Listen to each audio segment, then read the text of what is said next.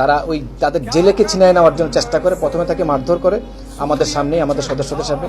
আমরা তখন বাধা দেওয়ার চেষ্টা করি যে আমরা কখনো ভারতীয় নাগরিকদের কখনো নির্যাতন করি না, আত্মনির্ভর করি না। এখন ওরা যদি গায়ে হাত দিয়ে পরে ব্যাপারটা হবে এমন হতে পারে যে সবাই বলবে যেটা আমরা করছি। তো আমরা তাকে বলেছি ওয়েট করেন, আমাদের লোককে অলরেডি ইনফর্ম, এটা জানানো হয়েছে উপরে, এটা নিয়মতান্ত্রিকভাবে পতাকা বৈঠকের ভাবে যেভাবে রুলস আছে সেভাবে যাবে। তখন তারা হয়তো, এবং তারা টোটালি অপ্রস্তুতভাবে আসছিল, তাদের ইউনিফর্মের মানে যেটা বিষয়গুলো, এগুলো কিছু আরও বিষয়গুলো আছে।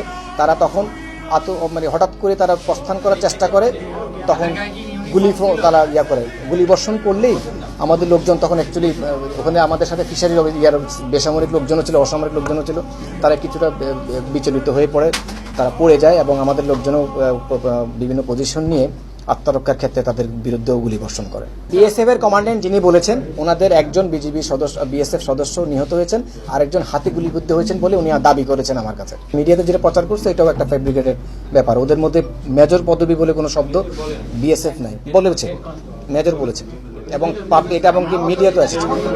কিন্তু আমি করতে পারছি না কারণ ডেড বডি আমি দেখিনি, কোনো অফিসিয়াল লিখিতভাবেও আমার কাছে আসেনি, কোনো প্রোটেস্ট নোট এখন আমি পাইনি। ওদের যে দাবিগুলো সেগুলো আমরা এখন গ্র্যাজুয়ালি আস্তে আস্তে তদন্ত করব, প্রত্যেকটা জিনিস আমরাও দেখব, এবং আমরা পরবর্তীতে যাতে আরও সতর্কভাবে চলার জন্য যা যা করার সেভাবে চলবো। উত্তেজিত মোতায়েন হওয়ার মতো কোনো ঘটনা নাই এবং এই ধরনের প্যানিক হওয়ার মতো কোনো বিষয় নাই। ওনারাও আমাদেরকে আশ্বস্ত করেছেন, আমরাও আশ্বস্ত করেছি যে আমরা স্বাভাবিকভাবেই যেভাবে যৌথ পেট্রোল করা সেভাবে করব।